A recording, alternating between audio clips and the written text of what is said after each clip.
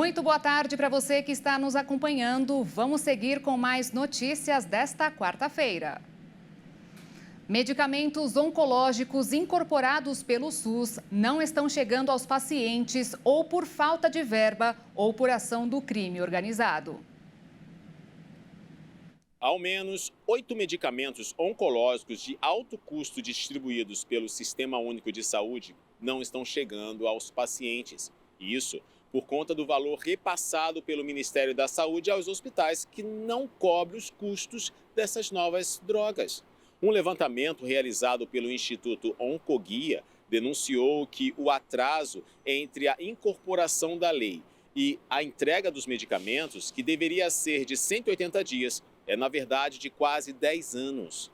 Um exemplo desse atraso são os medicamentos erlotinib e o gefitinib, que são usados para tratamento de câncer de pulmão e deveriam estar disponíveis nos centros oncológicos do SUS desde maio de 2014. O custo mensal dessas drogas é de R$ 4.192 por paciente. Entretanto, o valor repassado pelo Ministério é de R$ 1.100, menos da metade do valor, o que impede o pagamento da medicação por esses hospitais a fim de disponibilizá-los aos pacientes. A demora no repasse dos medicamentos afeta diversos tipos de câncer avançado, como o pulmão, rins, pele, sangue, o câncer de mama e também o câncer de próstata. Em nota, o Ministério da Saúde informou que todos os procedimentos referentes ao diagnóstico e tratamento do câncer contidos na tabela SUS estão sendo revistos pela Coordenação Geral da Política Nacional de Prevenção e Controle do Câncer,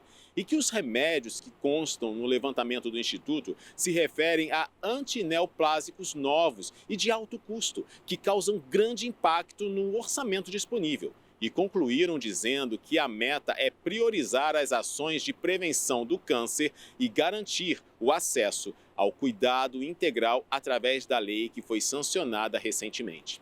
Além disso, esses transtornos comuns que falamos agora, os pacientes ainda sofrem com mais uma dificuldade para ter acesso aos medicamentos. Desta vez, o empecilho é o crime organizado.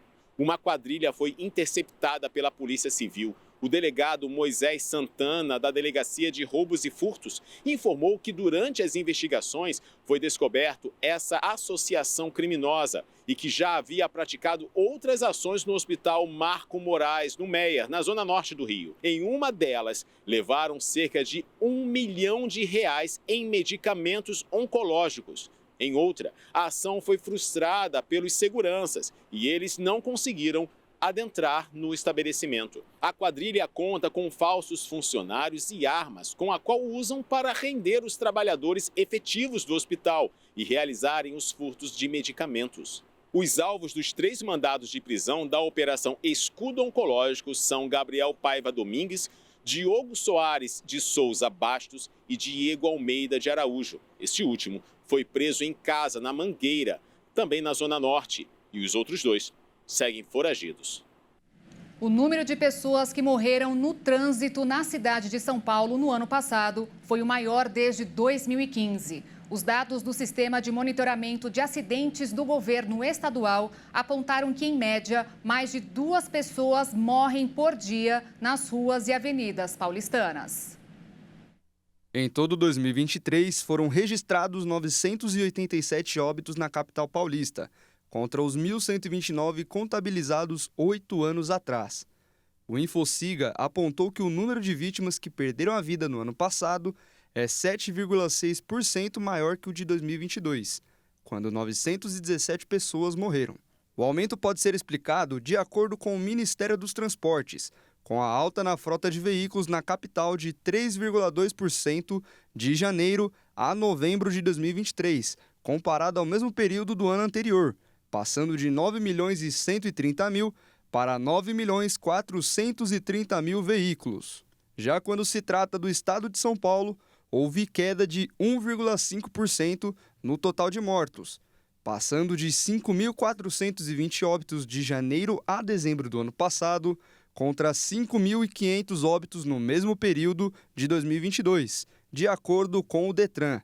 As principais vítimas do trânsito na capital foram os motociclistas, representando 43% das mortes no ano passado. Em seguida, aparecem os pedestres e os ocupantes de automóveis. E os jovens de 18 a 29 anos são os que estão entre os que mais morrem, sendo os homens responsáveis por quase 82% dos óbitos. Em nota, a Prefeitura de São Paulo afirmou que vem implementando uma série de medidas para reduzir o número de sinistros, vítimas feridas e óbitos decorrentes da violência no trânsito, seguindo o plano de segurança viária.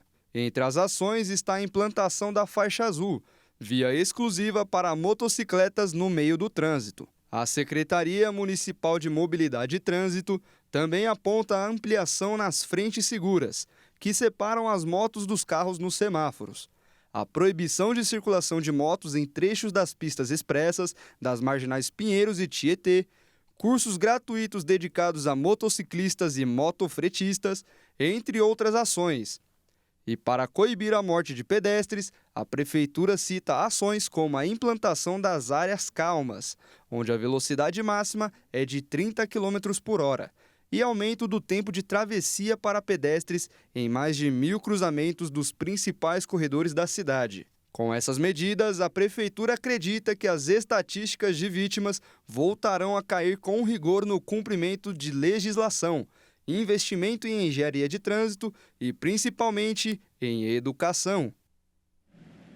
E nos últimos 20 anos, 4.225 pessoas morreram e 8 milhões ficaram desabrigadas, vítimas de desastres naturais no Brasil.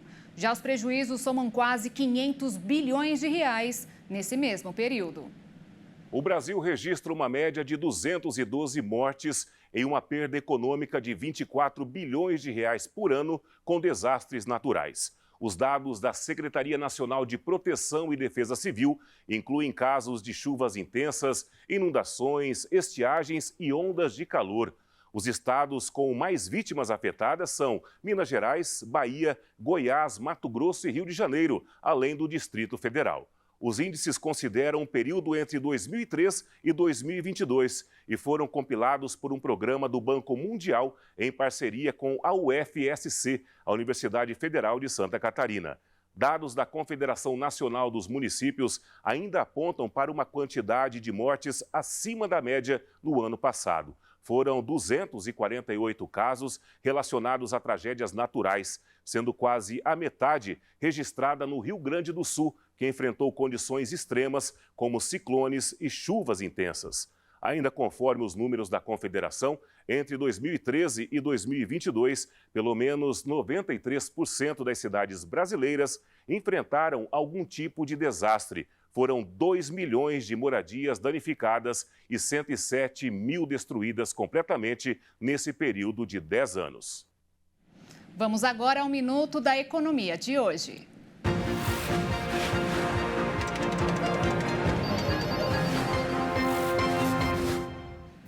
O IBGE divulgou hoje o resultado do comércio em novembro do ano passado. Não foi muito animador. Um crescimento de 0,1%, o que significa estabilidade. Quer dizer que andou de lado justamente em um mês de Black Friday, que passou a ser uma das datas mais aguardadas pelo varejo.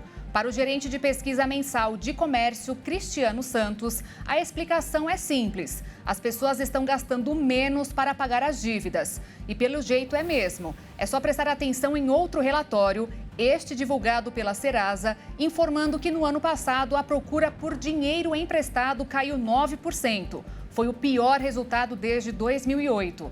Tudo bem que a taxa de juros está nas alturas e quem empresta dificulta com medo dos calotes. Mas, pelo bem ou pelo mal, o consumidor teve que encolher o braço, deixar várias coisas na prateleira e ir embora sonhando com a mercadoria, mas satisfeito por ter feito a lição de casa. Um boleto a menos. Significa que, por enquanto, está aprendendo a teoria da economia na prática. Os governos deveriam tentar fazer o mesmo. Mas, bom, neste caso, a conversa vai bem longe. E olha só, mais de 300 cavalos marinhos, conhecidos como cavalos marinhos de focinho longo, nasceram no Oceanic Aquarium, em Balneário Camboriú, Santa Catarina, ontem, terça-feira. A espécie Hippocampus reidi tem grande capacidade de se camuflar, podendo mudar de cor para serem confundidos com o habitat onde vivem. A equipe técnica do local conseguiu registrar o nascimento pela primeira vez. Essa espécie, como vocês estão vendo agora, ela é uma das poucas na natureza onde o macho faz o chocamento das crias. Portanto, foi um macho que deu à luz a esses cerca de 300 filhotes. Agora, os biólogos e também os veterinários que fazem toda a gestão do aquário esperam fazer com que todos os filhotes sobrevivam, já que eles sabem que há uma possibilidade de perder alguns deles. Mas as imagens são bem interessantes, né? Chamaram a atenção de todo o país e do mundo também, mostrando como a natureza pode aí ser sábia e também nos dar muitos espetáculos. De Santa Catarina para a Hit TV, repórter Michele Veiga. Mais notícias você acompanha às 18h30 com o Kleber Werneck e eu volto ao vivo às 10 da noite. Espero por você. Obrigada pela companhia. Tchau.